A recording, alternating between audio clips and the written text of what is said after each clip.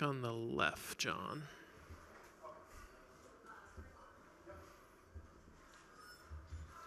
Hi, John. Thanks. Listen, I don't want you to sound like a broken record for the ability of this team to bounce back. Just wondering if there's any player in the room, or is it just a collective effort that the guys are able to turn the page? Is there someone that's mostly responsible for that, or is it just a bunch of guys who know what to do? A little bit of both. I think, when you talk about kind of standards that you set, starts with the leaders, and George has done a good job, Max has done a good job, Vlad's done a good job, kind of talking through their experiences of being in this situation, whether you're down 2, up 3 games, and kind of how to navigate it. And everyone kind of just follows suit, I think. But there's also something to be said about, I think, just the character of the guys, each and every one of them. So it's cool to watch. They kind of just move on to the next thing. They really, I've said before, it's almost unbelievable, but I'm at the point where it's definitely believable because they just continue to do it. Third row on your left, Mike. Hey, John, speaking of the bounce back thing, you guys have worn out tons of elite starting pitchers all season long. Every once in a while, they're going to do what they do, like Yamamoto did the other day. How do you do your best to make sure that it doesn't happen twice? Every pitcher is different. Every game is different, and you never really know if someone's going to have a performance like that or if someone's going to have a performance that's the exact opposite from either side. I think you make adjustments from the game and you try to prepare accordingly on what you think is going to be the play tonight from Glasnow, and you keep adjusting as the game goes on. But every pitcher is different. Every pitcher offers a different challenge and a different way to attack them. So, again, this game is totally different than game 2. We're not worried about Yamamoto. I don't think he's pitching today, so I hope he's not. But it's totally different every single day. And I asked Ernie about the booing of George Springer and whether it's a galvanizing thing for the team. He said he gets up and boos too, and then George shuts everybody up. As much as you've heard George get booed in all your stops, especially out west, one would think it's going to be a lot harder, a lot worse tonight than it's ever been given the history. Are you prepared for that? Is he? And do you think it's something that can galvanize the team? I know he's prepared for it. He's been dealing with that for a long time. It kind of is what it is. I think me, the manager in me, I probably get more mad than he does, because you always have this protective mode of your players. But I don't think it can galvanize a team. I don't think that it will directly affect what anyone is doing. And I don't think it's going to affect anything George is doing. George is arguably one of the best World Series performers in the history of the game. So I think that fans, they show their opinion and emotion, that's fine, and George has an unbelievable ability to keep himself focused and present on what he's doing. Up front on your right, John. John, always great to see you. Likewise. Maury from the Roz and Mocha Show. Let's talk about the word world and World Series. You look at both sides, there's representation from all around the world, and how cool is that it really is the World Series? That is, we've thought about that. That's pretty cool. When I think you have the last 2 teams standing that are made up of such a unique group of people, both sides, not just players. You look at staffs and support staffs and kind of where all these people are from, you know what I mean? And then baseball can just unite you, you know what I mean? It's really cool. And I think that it's very fitting that, these 2 teams in particular are playing in the World Series. This is the collection of the best players in the world right now. And hopefully we're the last one standing, right? But, it's pretty cool. It's pretty cool to see this kind of collection of players. Fourth row on your left, John. Jeff? Bo Bichette's back in the lineup today. Very impressive playing second base. Good glove, good arm, looked good at the plate. Is running and speed kind of the only concern left, maybe? Yeah, I think that's it's that, and it's game volume, It's he missed 7 weeks, so I think just playing will help him kind of get his feet underneath him a little bit and gain a little bit more confidence as he goes with everything the game is going to, ask him to do. So I think as this series goes, you'll probably see him feel a little bit more comfortable when it does come to running and just kind of the overall stamina of the game. You got a kick out of talking to Max in Game 4 in Seattle. I assume you haven't talked to him today, and will you have security when you talk to him today, later on? What's funny is he's still approachable. I think there's a certain cutoff point, but I talk to him every day. I've said this to you guys, like, since spring training, like, I kind of always keep a few minutes aside in my day because Max is probably coming into my office about something. But even on days he pitches, he's communicating with me how he feels, what he's trying to do, certain spots of their lineup, and then when the game starts, you can still talk to him in between innings. But I hope I don't have to make a mound visit today, it's, again, if I do, I do. But I think that over the course of this year and this postseason, you're always learning how guys are going to respond. So I don't think I'll need security if I do have to go out there. 6 rows back on your right, Gregor.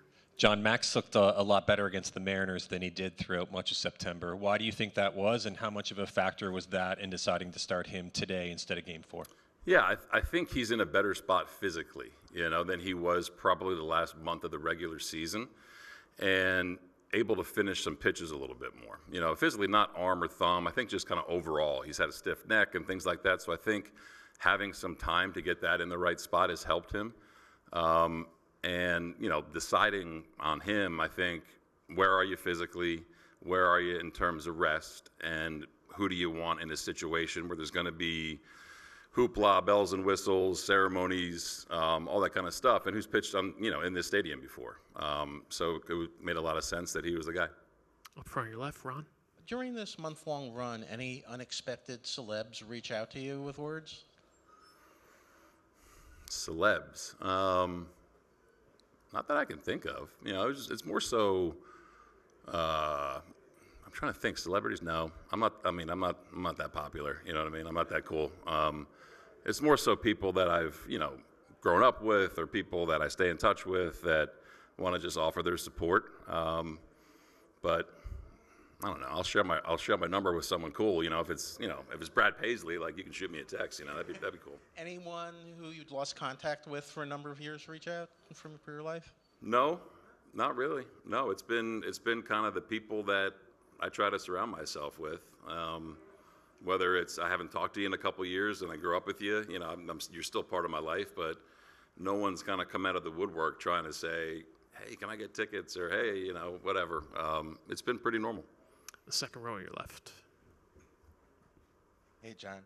Can you talk about what Ernie Clement has meant to your team all season long, and also specifically what he's meant in the postseason? Yeah, Ernie kind of personifies us. I think understands what he's good at,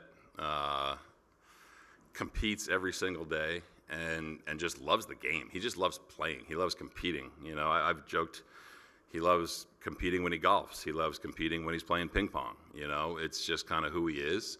What he's done this postseason has been pretty fun to watch. Because he's obviously been given nothing over the course of his career, and he's turned himself into a really good major league player, and rightfully so, with some of the accolades that he's received. So it's fun to watch guys kind of slow things down. And I think you guys all saw kind of how emotional he was after Game 7. But to kind of just take that out and play his game is just really cool to watch. Far back in the right corner, Julian. John, in addition to you guys' bat-to-ball skills, there's been a lot of talk about bat speed. How much do you think that's a contributing factor? I do. I think the whole industry kind of started looking at that last year, and with more public knowledge of it, public information of it. I think when guys are throwing as hard as they are, you got to combat it somehow, whether it's with bat speed or mechanics, right? So Pop and Lou and Hunter have talked about it quite a bit. We track it a lot every day and show guys kind of the day after where their bat speed was that day compared to where it has been, whether it's an improvement or a decline, So I think being aware of it is really important too. But with the stuff this league is featuring, you got to be able to put some bat speed out there too. And how are some of the ways that you guys try to increase bat speed? There's certain drills, there's certain pieces of equipment, you know what I mean, that you can use, and it goes back to the off season. You know, the guys start trying to improve that in the off season, and it's hard to do during the year because you're playing every day. But it's not a set thing like, hey, take 10 swings with this bat every. You know, it kind of varies guy to guy. But I think the fact that anything that you can measure and track, I think, is important. So then you can give feedback to the guys kind of in real time. So it's a variety of things that they do. About 3 rows behind the camera. Hey, John. Dodger Stadium, obviously one of the most storied places in sports. Can you talk about the experience of leading a team to play here and what you're hearing from the guys about this opportunity? Yeah, I mean, we'd be thrilled to be anywhere, you know, and I think when you're talking about the World Series, biggest stage this game has to offer, it's pretty cool that the visiting park we get to come to is this, you know. This is, everything is big here, you feel like, you know, speakers are loud, field is big, it's kind of set up by itself. It's kind of what you want to do, you know what I mean? This is the environment you want to be in, and if you're trying to achieve the ultimate goal. So I think the guys are approaching it like, they're trying to approach it like another game. You know, I think it was nice that we played here this summer, albeit for 3 games. So you're a little bit familiar with how the field plays, what the backdrop is like, things like that. But I think it's great that you get to come to a venue like this against a franchise like this. Steve, and then Gabe to finish up. Steve? John, could I ask you to go back to your childhood, and what was your, at least imaginary relationship with Don Mattingly as a kid? Oh, man, I've said this before, like, you know, 8-year-old me is like doing cartwheels right now. I don't know, man. Donnie was my favorite player growing up. Growing up in New Jersey and being a Yankee fan, which I can say now, right? But never in my wildest dreams did I think that I'd be cruising into my first World Series along with Donnie in his first World Series in any capacity. So our relationship over the past 3 years has grown so much, and he's meant a lot to me. So I think, if you were to tell me, I said this when I hired him, if you're going to tell me I'm going to be the manager of the big league team that I've only known, and I'm going to go ahead and hire Donnie as my first hire, you're kind of like, what are you doing? You know, what's this little fat kid from New Jersey doing? You know what I mean? So it's cool. I'm thrilled that he can be here in his first World Series with me and this team. But I didn't expect it to be like that. When you go to games watching number 23, you know, hit 300 every year, you didn't think that you'd be in this spot with him. And I sometimes am confused because I don't cover baseball on a regular basis. Tell me what he does to help the players. Is there one example you can tell me during the season where you saw something he did that really helped one of your players? It's funny. He can do a lot because he's done a lot. You know, it could be looking at someone's swing and offering a piece of advice. It could be a game situation that he's already been through. You know, I remember he's talked to me about when he was managing here. He still has nightmares. I think he said he gave Corey Seager the 3-0 green light and a pitch he swung out of the zone or something like. He's done a lot, you know. So we share those stories. But what he's done this year in terms of helping prepare the guys has been elite, you know, in terms of how we deploy our roster and to keep guys ready for any situation that I may ask them to go into. So his way of communicating it, I think, is different than others because of his experience. We'll finish up with Gabe on your right. Hey, John. You guys played really well without Bo, and a lot of players played really well in enhanced roles in that time. Now that he's back on a night like tonight, he's batting cleanup. You can slide a guy like Alejandro down to 6. I mean, do you feel like you're kind of enjoying the best of both worlds at this point?